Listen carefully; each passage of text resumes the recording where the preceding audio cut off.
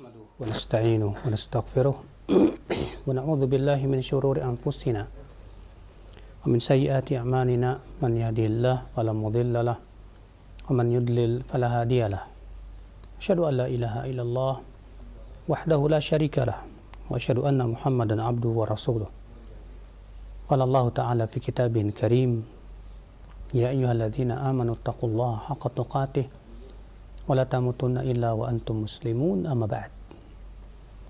Akhul Islam, kita melanjutkan kajian kita Sahih At-Targhib At-Tarhib. Kita masuk hadis yang ke-13. An Abi Hurairah radhiyallahu an qala qala Rasulullah sallallahu alaihi wasallam innama yub'atsun nasu ala niyyatihim. Rawahu Ibnu Majah bi isnadin hasan.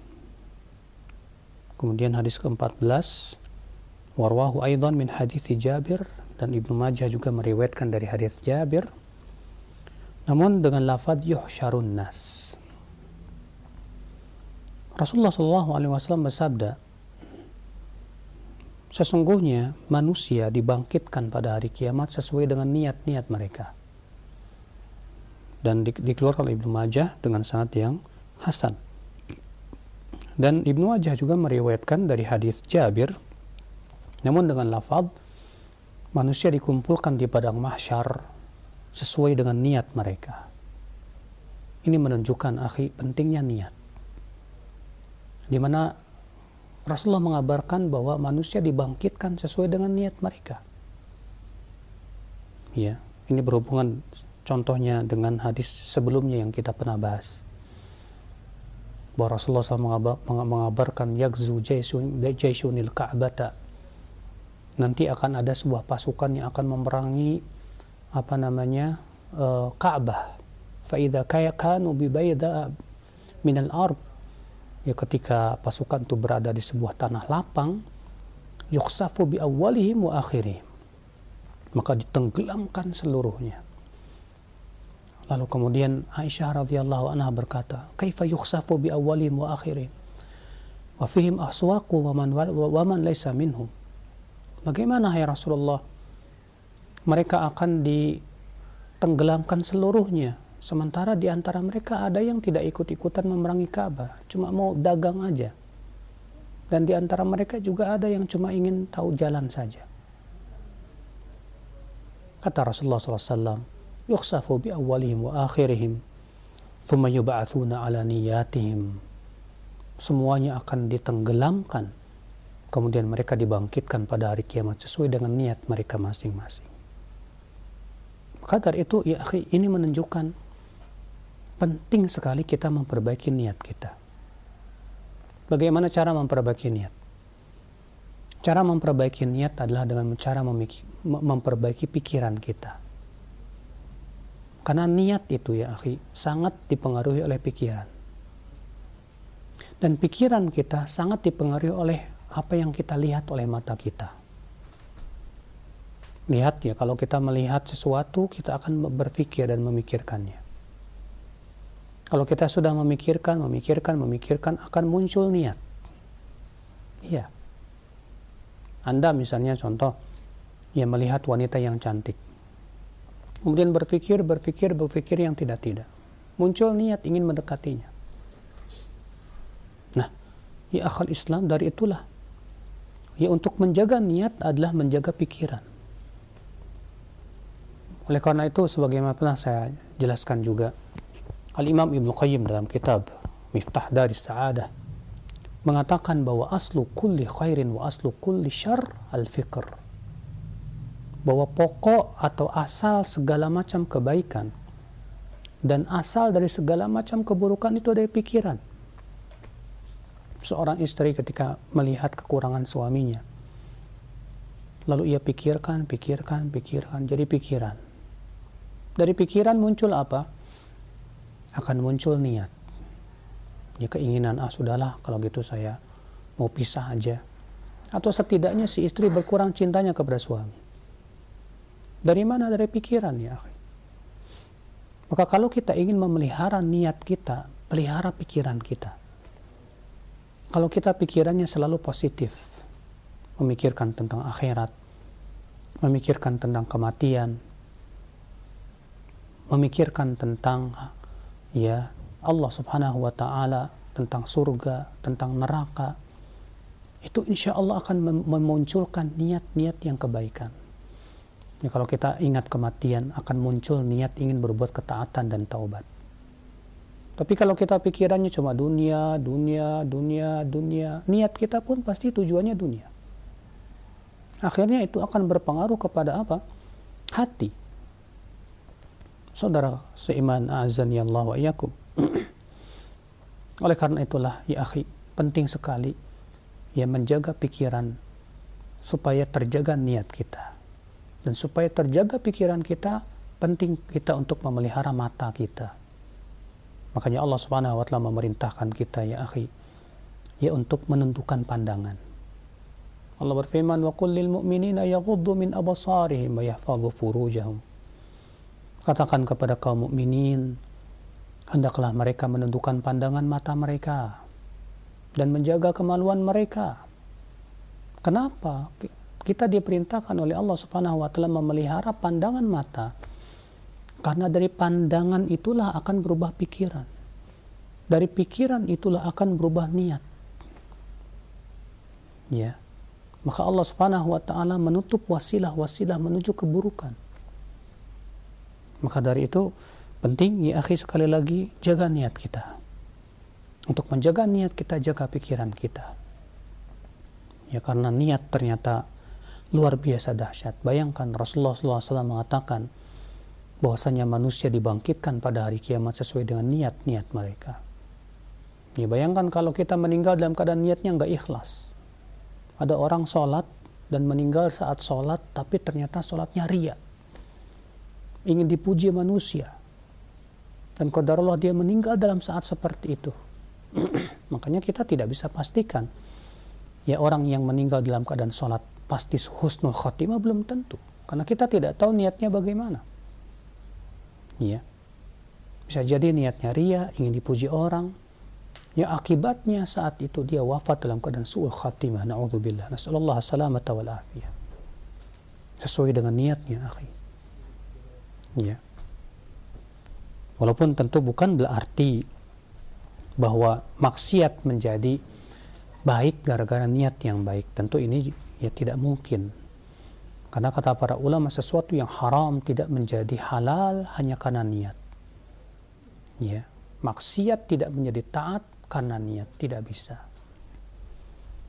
Kita masuk hadis yang ke-15. Wa an Abi Hurairah radhiyallahu anhu qala qala Rasulullah sallallahu alaihi wasallam,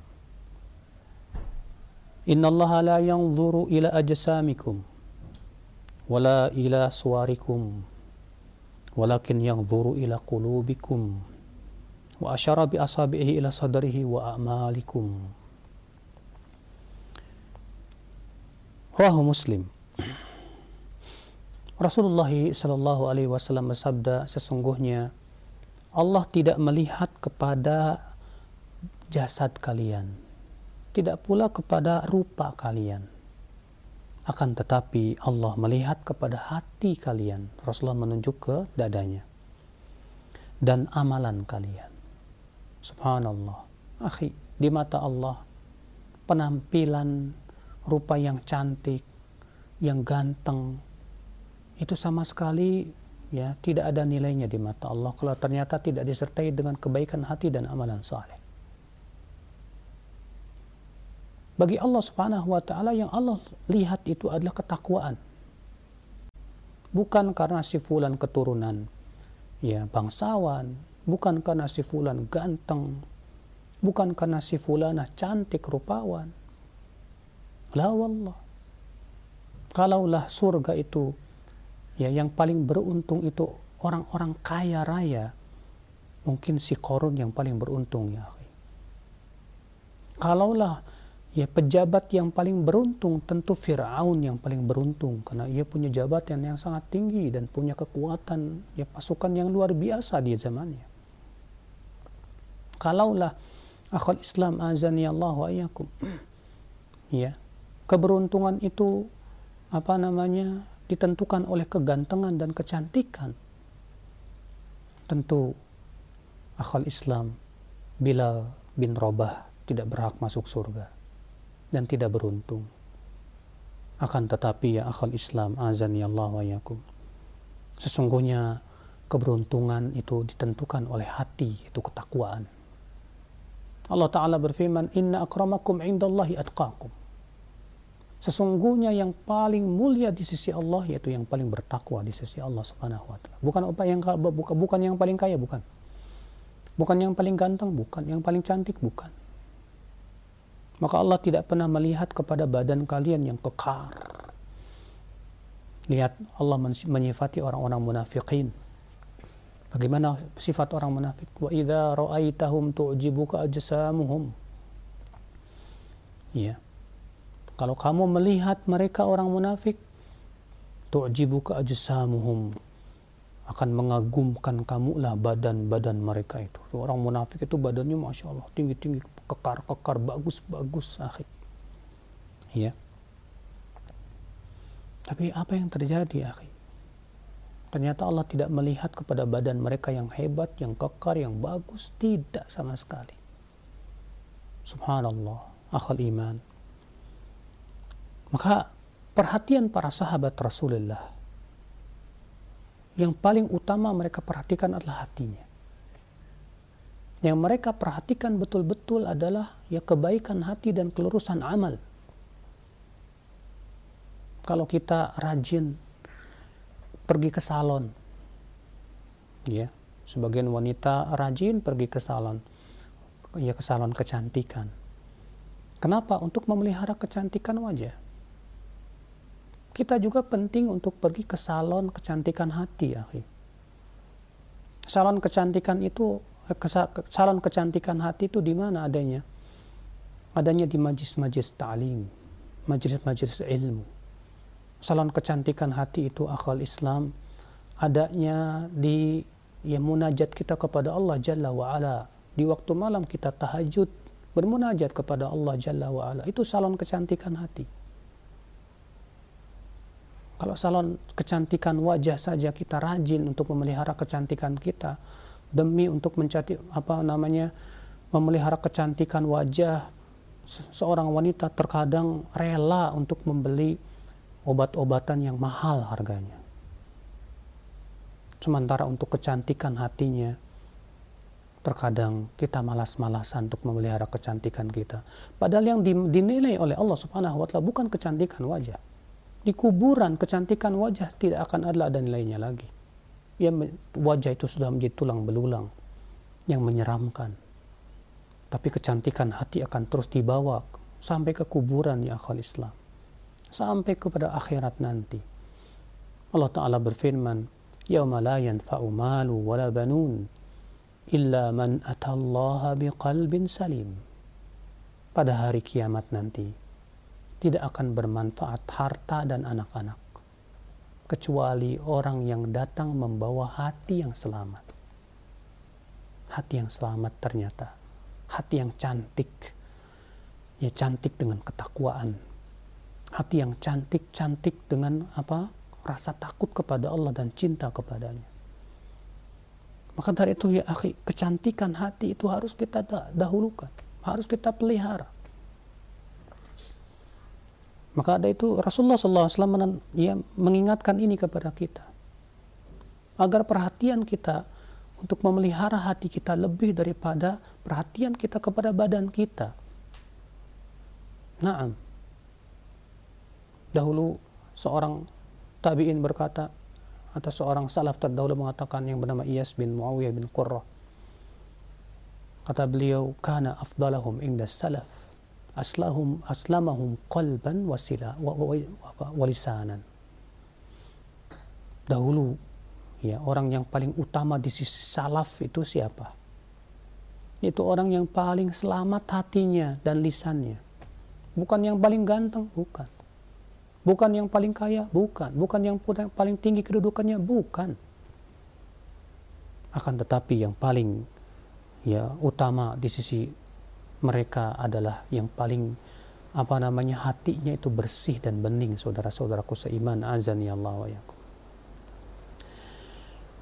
Akhal Islam, azani Allah wa yakum, kita lanjutkan hadis yang ke-16.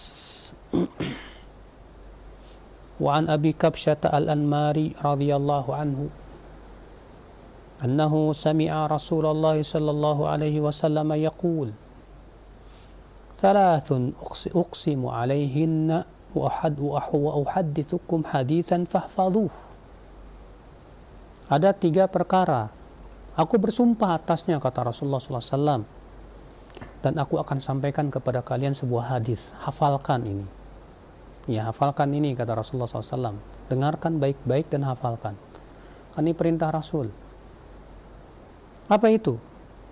Mana qasamalu abdin min sadaqah. Harta seorang hamba tidak akan berkurang gara-gara sedekah. Tidak mungkin sedekah mengurangi harta. Wala dhulima abdun madlamah sabaru alaiha illa zadahu Allahu izza. Dan tidaklah seorang hamba dizolimi lalu ia sabar menghadapinya, kecuali Allah akan tambahkan kemuliaan si hamba tersebut.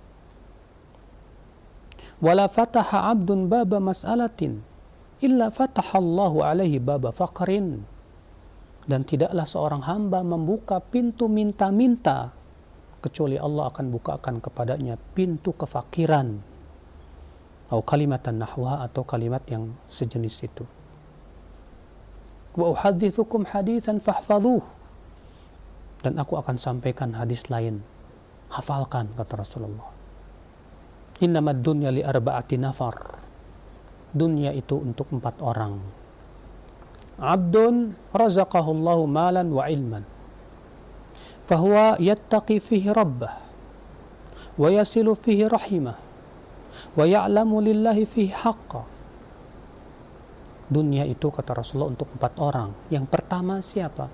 Hamba yang diberikan oleh Allah rezeki, harta, dan ilmu.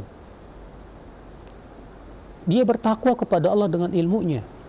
Dia sambung silaturahimnya. Dan dia mengetahui hak harta yang harus dikeluarkan. Fahada bi afdalil manazil, maka ini orang yang paling tinggi derajatnya di sisi Allah Subhanahu wa taala. Masya Allah. Yang kedua, wa abdun razaqahullahu ilman wa lam yarzuqhu mala. Hamba yang diberikan oleh Allah rezeki harta, apa, ilmu. Diberikan oleh Allah ilmu, tapi tidak diberikan oleh Allah harta. Fahuwa sadiqun niyyah, tapi niatnya benar. Yaqul law anna li malan la amiltu bi amali fulan. Dia berkata, kalau aku punya harta, aku ingin beramal seperti amalnya si fulan, orang kaya yang dermawan itu. Fahuwa biniyatihi fa ajruhu masawa. Maka dengan niatnya, maka pahala keduanya sama. Masya Allah. Yang ketiga, wa abdun razaqahullahu malan walam yarzuqhu ilman.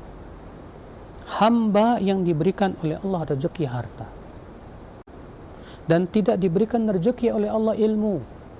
Hartanya banyak tapi nggak punya ilmu. Yakhbitu fi malihi bighairi ilmin, dia hamburkan hartanya dengan tanpa ilmu. Wala yattaqi fi rabbah, dia pun tidak bertakwa kepada Allah Subhanahu wa taala. Wala yasilu fihi rahimah, dia pun tidak menyambung silaturahimnya. Wala ya'lamu lillahi fihi haqqa, dia pun juga tidak melaksanakan hak hartanya. Ya. Fahada bi akhbathi manazil, maka ini orang yang paling buruk ya kedudukannya. Wa abdun lam yarzuqhullahu malan wala ilma. Yang keempat, kata Rasulullah, hamba yang tidak diberikan oleh Allah ilmu, tidak pula harta. Tidak punya ilmu, udah gitu miskin, kere lagi. Fahuwa yaqul, udah gitu niatnya buruk. Lau anna li malan la amiltu fihi bi amali fulan. Kalau aku punya harta, aku ingin berbuat maksiat kayak si fulan orang kaya itu. Fahuwa biniyati fa wizruhu masawa, maka dengan niatnya, ya, maka dosa keduanya sama. Tapi tetap Rasulullah menganggap yang paling buruk itu yang ketiga. Orang yang diberikan oleh Allah harta banyak tapi nggak diberikan oleh Allah apa? Ilmu. Iya. Kenapa? Karena dengan hartanya dia menghalangi manusia dari jalan Allah Subhanahu wa taala. Na'udzubillah. Baik saudaraku sekalian, hadis ini sahih dari Imam Ahmad dan Tirmidzi. Dan Tirmidzi berkata hadis ini hasan sahih. Ya. Kita bahas hadis ini, kata Rasulullah SAW, ada 3 perkara yang aku bersumpah dengannya. Dan aku akan sampaikan kepada kalian sebuah hadis, hafalkan. Ini menunjukkan saudaraku, kita dianjurkan oleh Rasulullah untuk menghafalkan hadis. Ya, bukan hanya Al-Quran yang kita hafalkan, tapi juga hafalkan hadis juga. Makanya dalam satu riwayat yang lain, Rasulullah SAW sabda, "Nadharallahu imra'an sami'a maqalati fahafidhaha wa wa'aha wa addaha." Semoga Allah memberikan kepada wajah seorang hamba cahaya, ya, yang mendengarkan sabdaku, lalu ia menghafalnya, lalu ia memahaminya, lalu ia berusaha untuk menyampaikannya. Jadi menghafalkan hadis itu dianjurkan oleh Rasulullah SAW, bahkan didoakan dengan kebaikan. Apa 3 perkara yang Rasulullah ingin sampaikan dan Rasulullah menyuruh kita untuk menghafalkannya? Yang pertama, kata Rasulullah SAW, "Ma naqasa malu 'abdin min sadaqah." Harta seorang hamba tidak akan berkurang karena disedekahkan. Akhi, sedekah sama sekali tidak mengurangi harta, tidak. Bahkan memberkahi harta. Pernahkah kita mendengar ada orang yang jatuh miskin gara-gara sedekah? Tidak pernah. Ini dia Abu Bakar pernah menginfakkan seluruh hartanya. Bayangkan. Dalam sebuah hadis yang sahih, ya, Umar bin Khattab pernah berkata, "Hari ini aku akan berinfak dengan separuh hartaku. Saya ingin kalahkan Abu Bakar." Datanglah Umar bin Khattab dengan separuh hartanya kepada Rasulullah SAW. Dan Umar merasa hari ini Umar bisa mengalahkan Abu Bakar. Ternyata tak lama datang Abu Bakar.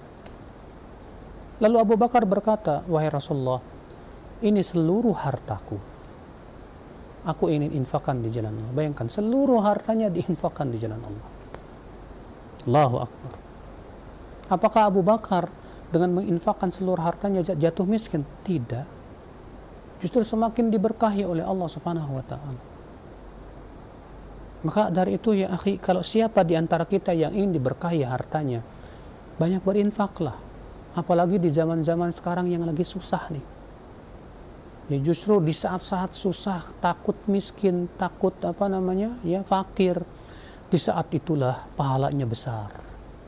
Rasulullah SAW ditanya tentang sedekah yang paling utama.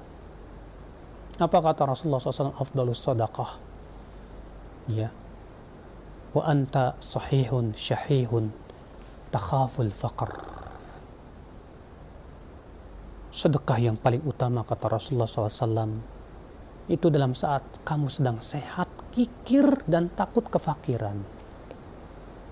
Ya, saat kita sedang takut kefakiran, saat kita sedang takut usaha kita ini sedang kolab, disitulah kekikiran itu luar biasa kuat. Disitulah ketika kita berinfak, nilai pahalanya berlipat-lipat ganda di sisi Allah Subhanahu wa taala. Makanya Rasulullah SAW dalam hadis lain yang dihasankan oleh Syekh Albani rahimahullah, kata Rasulullah, "Dirhamun sabaqa mi'at alf dirham." Ada orang yang bersedekah 1 dirham bisa mengalahkan sedekah 100.000 dirham.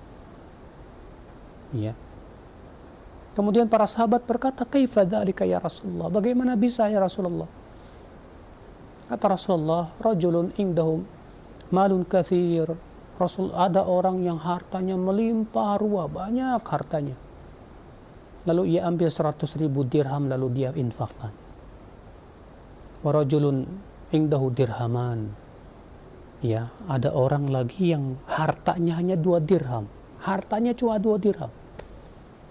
Lalu ia ambil 1 dirham diinfakkan. Coba ya, kalau antum di tabungan antum, Ya, ada uang, antum punya tabungan ya 10 miliar. Antum punya tabungan 10 miliar.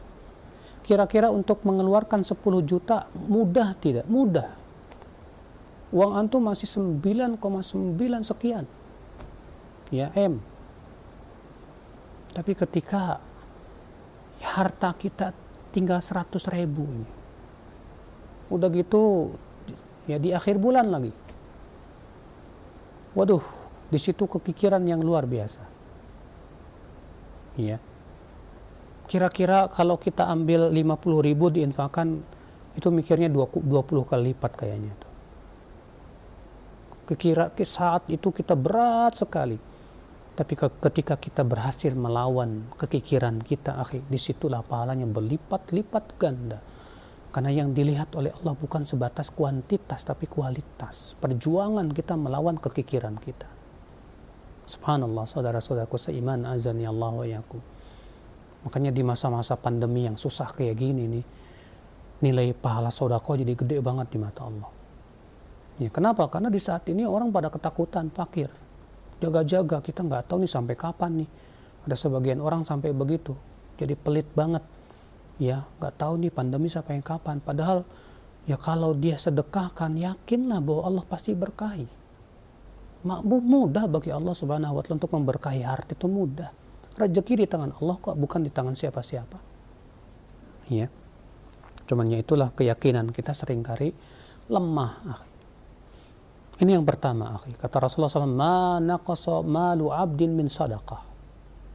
Harta seorang hamba tidak akan berkurang karena disedekahkan, tidak akan berkurang. Wallah. Ya. Yang kedua, wala dzulima 'abdun madlamatan sabaru 'alaiha illa zadahu Allahu 'izza. Tidaklah seorang hamba dizalimi dan ia sabar. Sabar di sini apakah berarti kita tidak melawan begitu? Ya, kalau kita punya kemampuan untuk melaporkan, ya laporkan. Sabar itu bukan berarti diam. Tapi ketika di saat kita dizalimi dan kita tidak punya kemampuan apa-apa untuk melawan, maka kita bersabar. Kita misalnya dibully habis-habisan, nama kita dirusak, dijelek-jelekin, seperti yang kita lihat di zaman sekarang ya. Orang-orang yang punya pasukan internet, ya, yang tujuannya ingin menghabisi orang, merusak nama orang, membuli orang, ya, maka dengan pasukan internetnya tersebut, ya sangat mudah untuk menghancurkan nama orang. Nah, ketika kita dizalimi dengan cara seperti itu dan kita tidak bisa membalas, dan kita sabar mengharapkan pahala di sisi Allah Subhanahu wa Ta'ala, apa kata Rasulullah SAW? Illa zadahullahu izza, kecuali Allah akan tambahkan kemuliaan. Mudah kok bagi Allah untuk memuliakan kita suatu ketika nanti. Walaupun sekarang kita dihabisi nih. Nama kita dihancurkan sehancur-hancurnya. Ya, karakter kita dibunuh oleh mereka. Dijelekkan sejelek-jeleknya. Ya, tapi kalau Allah ingin memuliakan kita dengan semulia-mulianya, mudah bagi Allah. Lihat Imam Bukhari. Imam Bukhari di akhir hayatnya dituduh Jahmi. Sampai beliau diusir di mana-mana. Beliau diusir dari kota Nisapur, pergi ke Bukhara, di Bukhara diusir lagi. Sehingga di mana-mana beliau diusir. Sehingga menjadi sempit bumi buat Imam Bukhari ini. Ya, kemudian beliau pun meninggal dunia tak lama setelah itu. Tapi lihat, sampai sekarang nama Imam Bukhari harum semerbak. Semua orang selalu mendengar dikeluarkan Imam Bukhari. Bahkan kitab sahihnya menjadi kitab yang paling sahih setelah Al-Quranul Karim. Mudah bagi Allah Subhanahu wa Ta'ala memuliakan seorang hamba yang dizalimi. Maka dari itu ketika kita dizalimi dan kita tidak mampu membalas kezaliman tersebut dan kita lebih memilih sabar saja sudah. Ya, ketika kita dizalimi itu keuntungan buat kita, wallah. Kalau ada orang yang menzalimi kita dengan mencaci maki kita, dengan membuli kita, dengan merusak nama kita, demi Allah ya akhi, itu sebetulnya tidak merugikan kita biidznillah. Justru itu menguntungkan kita, sudah kita dapat pahala besar di sisi Allah. Semakin Allah gugurkan dosa kita, semakin Allah naikkan derajat kita. Ya, sudah begitu Allah akan tambahkan kemuliaan. Udah biarin aja, cuekin. Orang mau ngebully kita terserah deh. Akhwal iman, azani Allah wa iyyakum. Maka dari itu, akhi, ini kabar gembira bagi mereka yang dizolimi oleh manusia. Sementara ia tidak mampu untuk membalas kezoliman. Wallahi pasti kezoliman itu pasti Allah balas. Kalau enggak di dunia, di akhirat, dan akhirat lebih berat lagi. Ya, lebih pahit lagi, lebih mengerikan lagi. Maka antum enggak usah sedih. Ya, ketika antum dizolimi, dituduh dengan tanpa bukti. Ya, Allah Maha Kuasa atas segala sesuatu. Wallahu ala kulli syai'in qadir. Kemudian yang ketiga, ya akhal Islam, kata Rasulullah SAW, wala fataha abdun baba mas'alatin. Tidaklah seorang hamba membuka pintu minta-minta. Hati-hati ini dengan yang namanya minta-minta ini. Illa fatahallahu alaihi baba faqr. Kecuali Allah akan bukakan kepadanya pintu kefakiran. Ya, akhi, dalam Islam meminta-minta itu hukumnya haram, ya akhi. Rasulullah SAW bersabda kepada seorang sahabat yang bernama Qabisah, ya Qabisah, ya, innal mas'alata la tahillu illa li ahadi thalatha. Wahai Qabisah, minta-minta itu tidak halal kecuali untuk 3 orang saja. Yang pertama, orang yang menanggung perdamaian 2 kaum. Ya, sehingga dia harus menanggung semua kerugiannya, ya dia boleh minta-minta, kata Rasulullah. Yang kedua, orang yang bangkrut sampai ludes hartanya, boleh dia minta-minta, kata Rasulullah. Yang ketiga, orang yang memang sangat fakir dan disaksikan oleh 3 orang yang adil di tempatnya bahwa dia memang sangat fakir, maka dia boleh minta-minta. Apa kata Rasulullah? Wa masiwa dzalika ya Qabisah fasuhtun ya'kulu sahibu suhta. Untuk selain itu, hai Qabisah, untuk selain 3 orang itu, hai Qabisah, itu harta haram yang dimakan oleh pelakunya. Bahkan orang yang suka minta-minta pada hari kiamat itu nanti datang dalam keadaan wajahnya tidak punya daging. Na'udzubillah. Bayangkan saudaraku sekalian, musibahnya banyak di jalan-jalan sana, kaum muslimin yang minta-minta. Ya, yang kita husnudzon, barangkali mereka orang yang fakir miskin yang sangat susah. Tapi yang musibahnya ada yang menjadikan minta-minta itu sebagai apa? Ya, sebagai profesi, la ilaha illallah. Ya. Maka jangan kita membuka pintu minta-minta. Jangan ngarep-ngarep dikasih orang. Seorang mukmin tuh jangan punya sifat ngarep-ngarep dikasih orang, jangan deh. Justru seorang mukmin tuh berpikir bagaimana saya bisa ngasih orang. Seorang mukmin tuh yang dia pikirkan bagaimana saya bisa memberikan manfaat kepada orang. Itu sifat mukmin. Ya. Adapun kemudian kita ngarap-ngarap dikasih orang, ya pengen dikasih orang. Oh, ini sifat orang yang berjiwa kerdil, akhi. Sifat peminta-minta seperti ini. Ya. Maunya ditraktirin aja sama temannya. Traktir kita dong. Ucapan kita ke teman kita, traktir kita dong, ada saja sudah membuka pintu minta-minta itu. Ya. Jangan lupa ya oleh-olehnya. Ya. Ini saja sudah membuka pintu minta-minta. Jangan, akhi, jangan. Ya, kita sebagai seorang muslim dilarang oleh Nabi kita SAW untuk membuka pintu minta-minta ini. Jadilah seorang muslim yang selalu berpikir bagaimana saya memberikan manfaat kepada orang lain. Ya. Ketika kita pergi sama teman makan di suatu tempat, coba kita berpikir bagaimana saya yang bisa bayar. Jangan kita berpikir bagaimana saya dibayarin orang. Itu begitu seorang mukmin tuh. Bagaimana saya bermanfaat buat orang lain, bukan bagaimana memanfaatkan orang lain buat saya. Buat kepentingan saya, tidak.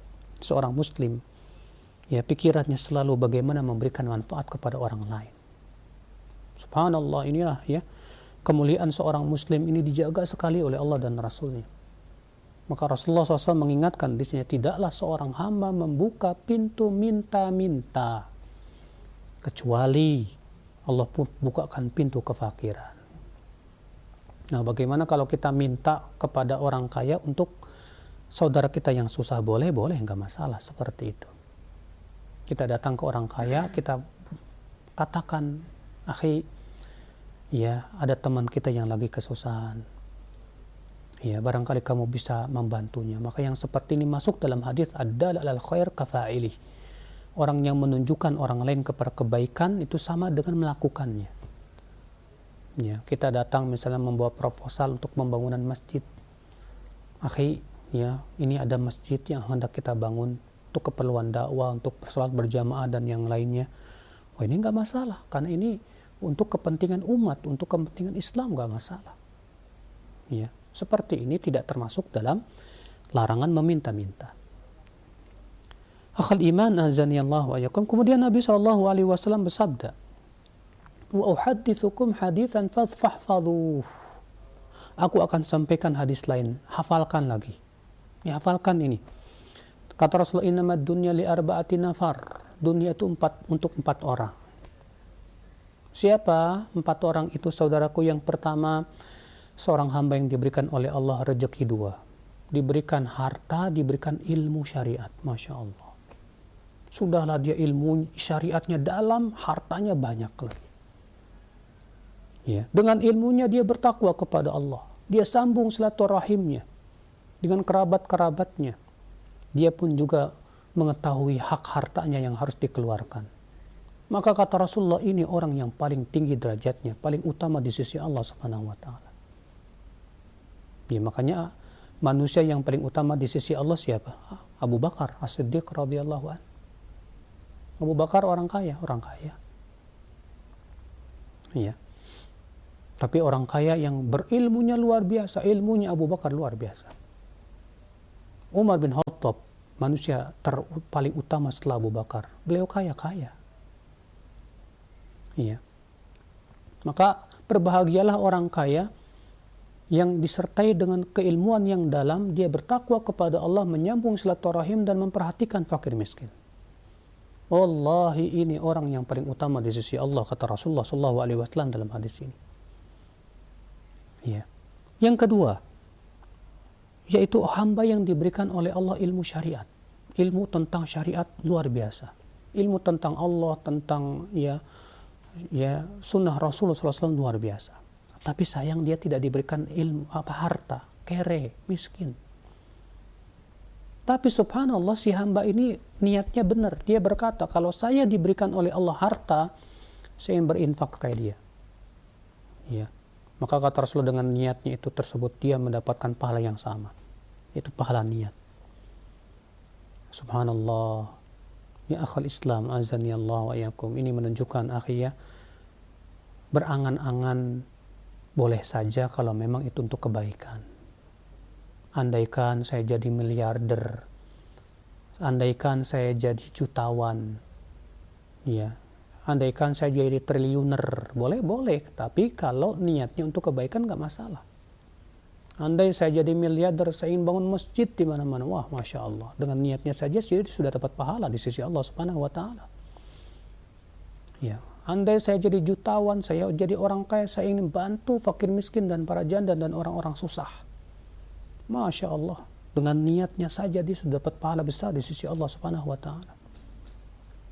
Ya. Kemudian akhwal Islam yang ketiga, ini yang paling buruk nih, mengerikan. Orang yang diberikan oleh Allah harta banyak, melimpah ruah. Tapi tidak diberikan oleh Allah ilmu, tidak pula ketakwaan. Akhirnya dia hamburkan hartanya dengan tanpa ilmu. Ya. Akibatnya apa? Tentu kalau dihamburkan di jalan maksiat, akibatnya apa? Menghalang-halangi manusia dari ketaatan. Dia juga tidak bertakwa kepada Allah dengan hartanya.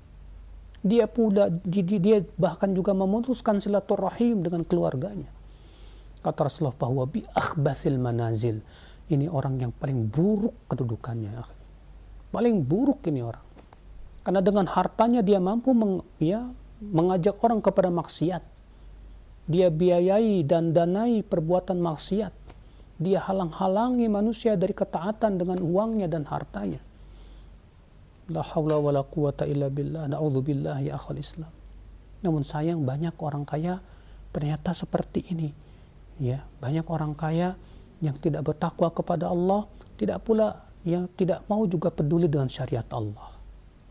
Akhirnya hartanya digunakan, dihamburkan untuk memaksiati Allah Jalla wa'ala. Na'udzubillah, nas'alallah salamata wal afiyah.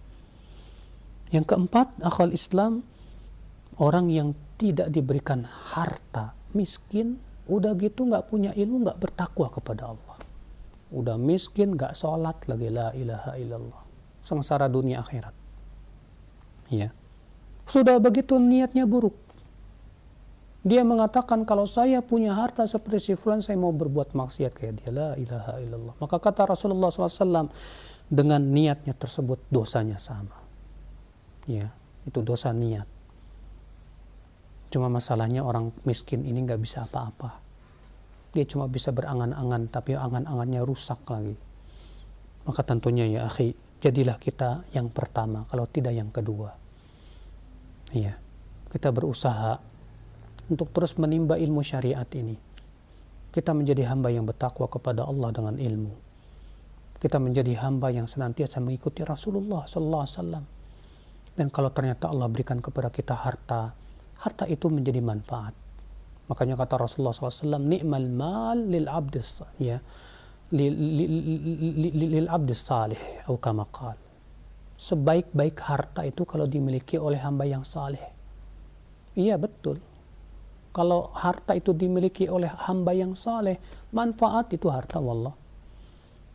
Orang saleh itu dengan hartanya dia infakkan, dia bantu orang susah, dia ya masya Allah untuk kepentingan dakwah, untuk membela kaum muslimin. Ya, kenapa dia hamba yang saleh, masya Allah. Tapi kalau harta itu dimiliki oleh orang yang tidak saleh, yang tidak bertakwa kepada Allah, demi Allah itu harta menjadi keburukan, wow. Ya, yang akhirnya malah menjadi malapetaka ya buat pelakunya. Allahu a'lam.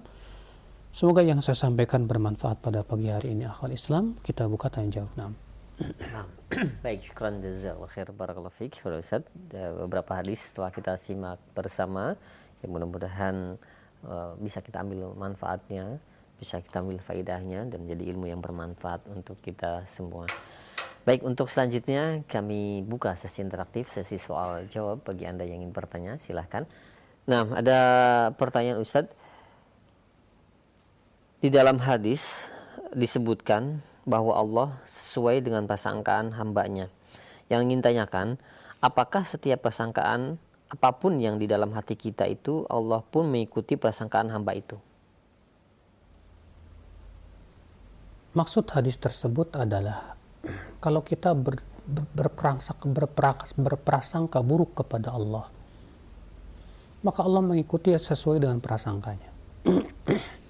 Tapi kalau kita berprasangka baik kepada Allah, Allah pun akan mengikuti sesuai dengan prasangka kita kepada Allah. Ya. Maka seakan-akan hadis ini menganjurkan supaya kita selalu berprasangka baik kepada Allah. Ya. Ketika kita berdoa misalnya, kita berprasangka baik, Allah pasti kabulkan. Cuma bagaimana caranya Allah mengabulkan, serahkan semuanya kepada Allah. Cuma masalahnya kita pengen Allah mengikuti keinginan kita, ini yang susah. Ya. Ketika kita berdoa, ya Allah, ya Allah, ya Allah, kita pengennya Allah segera mengabulkan. Karena itulah keinginan kita. Padahal dalam berdoa, ya ketika kita minta, ya Allah, ya Allah, ya Allah, serahkan pengabulannya kepada Allah. Terserah bagaimana, Allah yang paling tahu. Kapan waktu yang tepat, Allah yang paling tahu. Nah, ketika kita berdoa contohnya, dan kita beryakin Allah pasti kabulkan, Allah akan mengikuti persangkaan kita. Cuma bagaimana dan kapan Allah mengabulkan, hanya Allah yang Maha tahu. Karena disebutkan dalam hadis riwayat Ahmad, Rasulullah SAW sabda, "Ma min muslimin yad'u." Ya. Tidak ada seorang muslim pun yang berdoa kepada Allah selama tidak mengandung dosa dan tidak memutuskan silaturahim, kata Rasulullah, kecuali Allah akan pasti ijabah dengan salah satu dari tiga, atau dengan tiga perkara. Yang pertama, diberi apa yang dia minta, atau yang kedua, disimpan dalam surga, Atau yang ketiga, yaitu diselamatkan dari mara bahaya. Ketika kita sholat, kita berprasangka baik kepada Allah, bahwasanya Allah akan menerima amalannya. Allah akan ikuti sesuai dengan prasangka hamba. Tapi prasangka ini juga harus disertai dengan apa? Dengan ilmu. Jangan sampai hanya sebatas prasangka tapi tidak disertai dengan ilmu, karena hadis ini harus dilihat dengan hadis-hadis yang lainnya.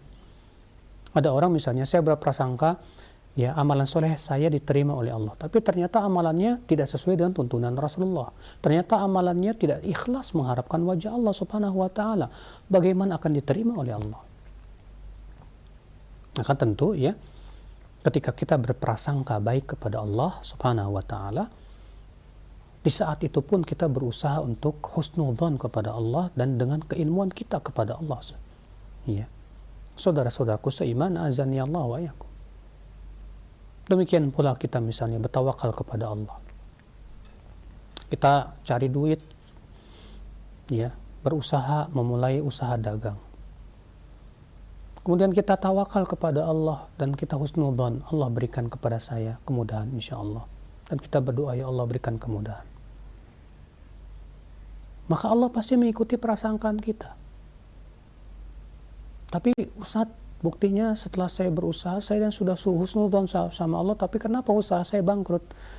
Nah, disitulah Allah ingin uji dulu kejujuran kita, dan kejujuran prasangka baik kita kepada Allah tidak diuji sama Allah Subhanahu wa taala. Jadi jangan harap saat kita berprasangka baik kepada Allah, Allah tidak uji. Allah ingin uji ya, kejujuran prasangka baik kita itu. Ya. Jangan sampai kita berprasangka baiknya pas dikasih nikmat doang sama Allah. Nih, banyak di antara kita begitu. Ketika dikasih oleh Allah Subhanahu wa taala sedikit ujian, langsung berprasangka buruk sama Allah Subhanahu wa taala. Maka disinilah ya akhwal Islam, kita harus paham ya, bahwa prasangka yang baik kepada Allah tetap harus disertai dengan keilmuan kita kepada Allah dan keyakinan yang kuat kepada Allah Jalla wa Ala, wallahu a'lam. Nah. Baik, insyaallah jazakallahu khair atas jawaban Ustaz. Demikian untuk penanya di layanan pesan singkat, dan selanjutnya yang kedua masih kami ajukan, ada pertanyaan dari hamba Allah yang berada di Bekasi, dan penanya yang lainnya bertanya perihal yang sama. Assalamualaikum, ya Ustaz, saya pernah membantu seseorang yang membutuhkan bantuan, namun di kemudian hari dia sangat mengecewakan kita. Itu juga ternyata dia sering menipu, dan ternyata hal ini pun terjadi kepada teman-teman saya dengan orang-orang yang berpenampilan, mohon maaf, berpenampilan sunnah, sehingga timbul rasa ketidakpercayaan kepada mereka. Nah, apakah bantuan yang dulu pernah saya berikan dan rasa ketidakpercayaan kepada mereka sekarang itu benar, Ustaz, yang saya rasakan ini? Pertama, akhi, yang telah antum bantukan kepada teman antum, antum sudah dapat pahala besar di sisi Allah. Adapun setelah itu kemudian tampak kepada antum akan keburukan akhlak dia dan sifatnya, itu dosa dia. Lalu setelah itu antum merasa tidak percaya lagi kepada dia karena kedustaan dia, itu pun juga tidak apa-apa dalam syariat. Bahkan ya, saat kita tahu dia orangnya kurang bagus, suka berdusta, saat itulah kita tidak percaya lagi kepada dia. Seperti ini dibenarkan dalam syariat. Iya. Dalam hadis saja, dalam ilmu hadis saja, orang yang berdusta dalam ucapannya, iya, walaupun itu sekali dan bukan berdusta atas nama Rasulullah SAW, dia berdusta dalam ucapannya, maka perawi ini ya statusnya disebut dengan muttaham bil kadzib, tertuduh berdusta. Dan statusnya sangat lemah hadisnya. Ya, bayangkan. Maka demikian pula, maka yang namanya dusta dalam syariat Islam sangat tercela. Sifat pendusta itu sangat tercela sekali. Ya. Rasulullah SAW sabda, "Iyyakum wal kadzib, fa innal kadzib yahdi ilal fujur, wa innal fujur yahdi ilal nar." Hati-hati dari yang namanya dusta. Karena dusta itu, kata Rasulullah SAW, menyeret kepada kejahatan, dan kejahatan itu menyeret kepada api neraka. Maka boleh tidak kita jauhi orang yang suka berdusta, boleh dalam Islam, nggak masalah. Ya. Untuk menghindari keburukan dusta dia. Dan kalau dia sudah sudah banyak korban gara-gara dia, boleh kita beritahu kepada orang lain, hati-hati sama si fulan. Ternyata si fulan itu orangnya begini-begini. Nggak masalah. Kenapa? Karena dia sudah terang-terangan memperlihatkan kedustaan dia. Ya, kata Rasulullah SAW, kullu ummati mu'afan ilal mujahirin. Setiap umatku dimaafkan oleh Allah kecuali orang yang terang-terangan. Saudara seiman, azani Allah. Jadi jangan hanya sebatas melihat tampilannya sesuai sunnah, berjenggot di atas mata kaki, wah jubahan, tapi ternyata tuh suka berdusta, suka menipu. Seperti ini biasanya orang-orang yang memang sengaja mau menipu, ya, dengan tampilan sunnah untuk mencoreng nama sunnah. Bisa jadi itu orang-orang yang sengaja seperti itu, ingin merusak sunnah. Maka jangan kita salahkan sunnahnya pada waktu itu, tapi salahkan orangnya. Jangan kita pukul rata, oh jangan-jangan semua yang berjenggot cingkrang kayak gini, oh nggak bisa. Jenggot cingkrang itu sunnah Rasul Sallallahu Alaihi Wasallam, yang salah orangnya, ya bukan sunnah Rasul Sallallahu Alaihi Wasallam. Allahu a'lam. Nah, baik, syukran jazakallahu khairan. Ya, silakan untuk kesempatan pertama di layanan telepon. Halo. Halo, Assalamualaikum warahmatullahi wabarakatuh. Waalaikumsalam warahmatullahi wabarakatuh. Dengan siapa, di mana? Dengan Ibu Sena, Pak Ustadz. Iya, silakan. Di mana Ibu Sena? Di Pondok Lapa. Iya, silakan. Mau menanyakan tentang seseorang yang menghafal Al-Quran tapi tidak hafal-hafal, bagaimana hukumnya dan bagaimana caranya untuk cepat bisa menghafal Al-Quran tersebut. Baik, ya, ini saja ya. Ibu Sena. Assalamualaikum warahmatullahi wabarakatuh. Waalaikumsalam warahmatullahi wabarakatuh. bagaimana seorang yang pengen menghafal Quran tapi nggak hafal-hafal? Pertama, Ibu, menghafal Al-Quran itu hukumnya sunnah, tidak wajib. Yang kedua, itu pun disesuaikan kemampuan. Allah Ta'ala berfirman, la yukallifullahu nafsan illa wus'aha. Allah tidak membebani jiwa kecuali sesuai dengan kemampuannya. Ya.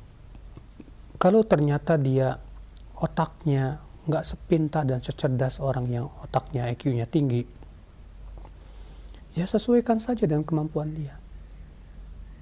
Ya, dia susah ngapalin, type.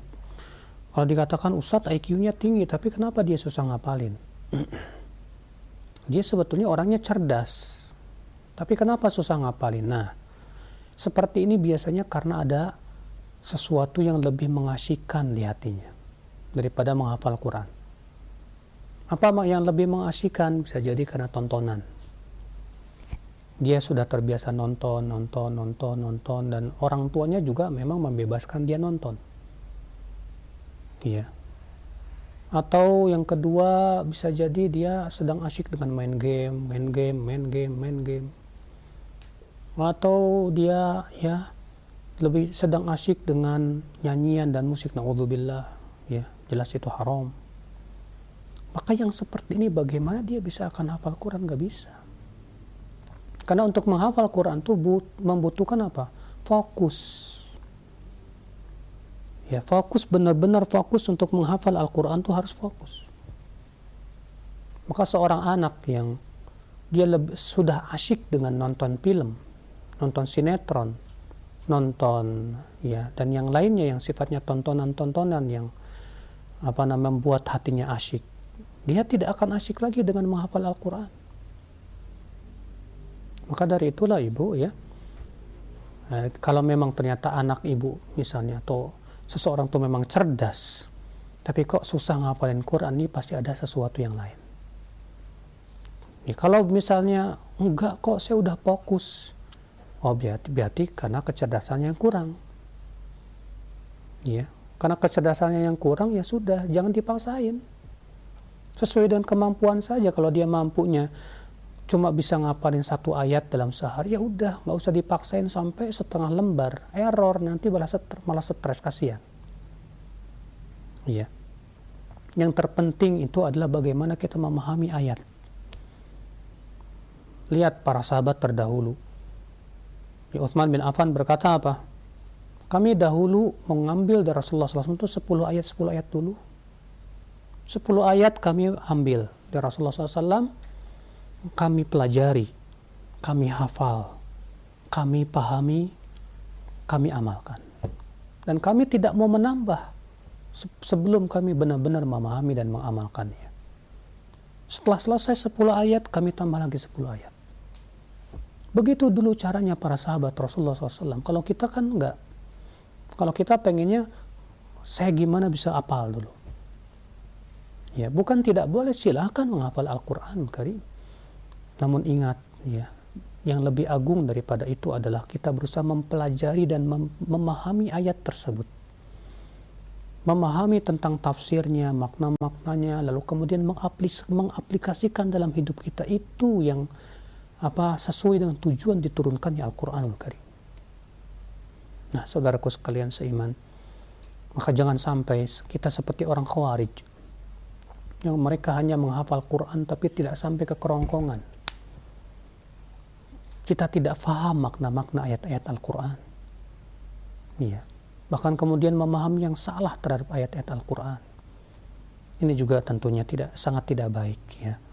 Kita menghafal Quran juga sambil memahami makna-maknanya, menyelami makna-maknanya, sambil juga kita mengamalkan dan mengaplikasikan. Karena terkadang kita lihat ada sebagian penuntut ilmu atau para penghafal Quran di pesantren-pesantren tahfidz Al-Quran, ternyata akhlaknya nggak sesuai dengan Al-Quran. Ya, bahkan ternyata masih senang nonton film-film ya yang nggak ada manfaatnya. Padahal ia selalu menghafal dalam Al-Quran dan tahu dalam Al-Quran untuk anjuran meninggalkan perkara yang tidak ada manfaatnya. Bagaimana akan bermanfaat seperti itu Al-Quran pada dirinya? Mengerikan. Akhirnya Al-Quran hanya akan menjadi bumerang yang akan menjerumuskan ke dalam api neraka nantinya. Ya, Allah musta'an wa alaihi tiklan. Nah. Ya, baik. Demikian ya untuk Ibu Sena yang berada di Pondok Kelapa. Barakallahu, dan selanjutnya silakan masih kami berikan kesempatan yang kedua di layanan telepon di 0218236543. Halo. Silakan. Assalamualaikum warahmatullahi. Waalaikumsalam warahmatullahi wabarakatuh. Dengan siapa, di mana? Dengan Ummu Maryam di Banyuwangi. Silakan. Mohon maaf ya Ustadz, ini pertanyaan di luar dari tema karena titipan teman. Begini, beliaunya sudah berumah tangga lama dengan suami dan suaminya mempunyai perangai yang kasar, suka mengancam untuk membunuh istri dan anak-anaknya. Suami sering mentalak istrinya lebih dari 3 kali. Nah, beliaunya takut untuk mengajukan khulu karena takut dibunuh. Sedangkan dalam syariat, bila lebih dari 3 kali kan sudah bukan mahramnya lagi. Sekarang beliaunya tinggal dalam keadaan ketakutan di rumah karena suaminya sering mengancam untuk membunuh. Iya. Lalu bagaimana yang harus dilakukan istri tersebut, Ustaz? Baik. Jazakallahu khair. Assalamualaikum warahmatullahi wabarakatuh. Waalaikumsalam warahmatullahi wabarakatuh. Nah, silakan Ustaz. Apabila si suami menjatuhkan talak dalam keadaan marah yang sangat sehingga menghilangkan akalnya, ya, yang mengakibatkan kemudian dia tidak tahu apa yang dia ucapkan, maka yang sahih tidak jatuh talaknya. Tapi kalau si suami ini menjatuhkan talaknya dalam keadaan dia sadar dan bukan marah, ya, dan dia sudah berkali-kali mengucapkan talak lebih dari 3 kali di tempat-tempat yang berbeda dan di waktu yang berbeda, maka sudah tidak halal lagi buat suami tersebut, si istri tersebut. Ya. Terus gimana? Saya takut. Datang aja ke polisi, datang ke yang berwajib, datang ke pengadilan agama, tawakal kepada Allah, daripada nanti status kamu zina. Ya, kalau misalnya ternyata si suami menjatuhkan talaknya tersebut dalam keadaan sadar dan seharusnya dia bukan istrinya lagi, daripada statusnya berzina dan bermaksiat kepada Allah, udah tawakal kepada Allah dan Allah sebaik-baik penjaga. Ya. Bukankah di Indonesia juga ada peraturan tentang KDRT? Maka dari itu, ya, segeralah lihat keadaannya. Kalau si suami tersebut mentalaknya dalam keadaan sangat marah, ya luar biasa, dan menyebabkan tidak tahu apa yang dia ucapkan, ini yang sahih tidak jatuh talaknya. Tapi kalau dia ucapkan itu dalam keadaan sadar dan dia ulangi berkali-kali di waktu yang berbeda, di tempat yang berbeda, maka sungguh dia bukan suami Anda lagi. Ya, segera pergi ke pengadilan, nggak usah takut. Ya, pergi ke polisi. Mudah-mudahan Allah berikan kemudahan kepada penanya tadi dan melindungi dia dari kezaliman suaminya yang na'udzubillah. Semoga Allah memberikan hidayah padanya. Amin ya rabbal alamin. Nah. Baik, ya demikian untuk ibu yang bertanya. Dan selanjutnya masih kami berikan kesempatan yang ketiga di layanan telepon. Silahkan di 0218236543. Nah, halo. Silahkan. Iya, masih belum. Iya. Halo, assalamualaikum. Dengan hamba-hamba di Sulawesi. Di Sulawesi, Ibu di Sulawesi, silahkan langsung ke pertanyaan. Bagaimana ini Ustaz menanggapi COVID? Apakah dengan berprasangka baik kepada Allah, dengan tidak menyuruh anak saya ke masjid, itu lebih baik atau bagaimana? Terima kasih. Baik. Assalamualaikum. Ya, waalaikumsalam warahmatullahi wabarakatuh. Wajib diyakini, Ibu, bahwa penyakit tidak akan mengenai ibu kecuali dengan izin Allah. Akidah ini banyak yang hilang dari dada-dada sebagian kaum muslimin. Saking ketakutannya dari penyakit COVID. Sehingga akhirnya mereka menganggap bahwa COVID bisa menular dengan sendirinya. Padahal keyakinan kita umat Islam dan Ahlussunnah wal Jamaah yang ditunjukkan oleh dalil-dalil bahwasanya penyakit tidak akan menular kecuali dengan izin Allah. Ini yang harus kita yakini dan selalu kita patrikan. Yang kedua, tawakal kepada Allah sambil kita melakukan usaha untuk menghindarinya. Dan jangan terlalu ketakutan. Ada yang lebih berbahaya dari COVID, DBD. Ya. Lebih berbahaya, kenapa kita biasa-biasa saja? Ya. Ada lagi yang namanya penyakit-penyakit haid dan yang lainnya. Tapi ini yang dibesar-besarkan terus COVID karena memang penyebarannya cepat. Yang berakibat sebagian orang akhirnya akidahnya luntur. Wajib ini kita yakini bahwa COVID ini makhluk Allah. Dan tidak mungkin ia menular kecuali dengan izin Allah Rabbul Izzati wal Jalalah. Tetap kita melakukan protokol yang dianjurkan, tapi jangan sampai akidah kita luntur. Jangan sampai kita terlalu ketakutan dan kemudian hilang tawakal kita kepada Allah Jalla wa'ala. Nah, kalau misalnya ibu berada di zona yang hijau, tetaplah suruh anaknya ke masjid. Nggak usah takut, nggak usah khawatir. Bilang ke anaknya, nak, kita di zona yang hijau seperti ini, sudahlah, pergilah kau ke masjid. Tawakal sama Allah. Penyakit tidak akan menular kecuali dengan izin Allah Subhanahu wa Ta'ala. Pakai masker sana. Ya. Kalau memang ternyata dianjurkan oleh pemerintah untuk memakainya, ya udah, pergi. Adapun kemudian ketakutan sana sini, ya, yang berakibat akhirnya kita pun juga terhalang dari banyak kebaikan, dari banyak amal saleh dan yang lainnya, bahkan kemudian ikut menakut-nakuti manusia. Jadi masalah adalah menakut-nakuti manusia. Padahal dalam Islam itu menakut-nakuti manusia haram hukumnya. Nggak boleh kita menakut-nakuti, cukup kita sampaikan aja bahwa ada penyakit COVID, ya, yang menular, tapi tetaplah tenang, tawakal sama Allah, minta kepada Allah Subhanahu wa Ta'ala. Ini kalimat nggak pernah diucapkan oleh banyak orang. Ya, tetap tenang, tawakal kepada Allah, tetap beraktivitas sambil menjaga protokol, ya, dan yakinlah bahwasanya penyakit tidak akan menular kecuali dengan izin Allah Jalla wa'ala. Ya, demikian seharusnya keyakinan kita sebagai seorang muslim. Semoga yang saya sampaikan pada pagi hari ini bermanfaat. Wabillahi taufiq, subhanakallah bihamdik, asyhadu an la ilaha illa anta, astaghfiruka wa atubu ilaik. Assalamualaikum warahmatullahi wabarakatuh.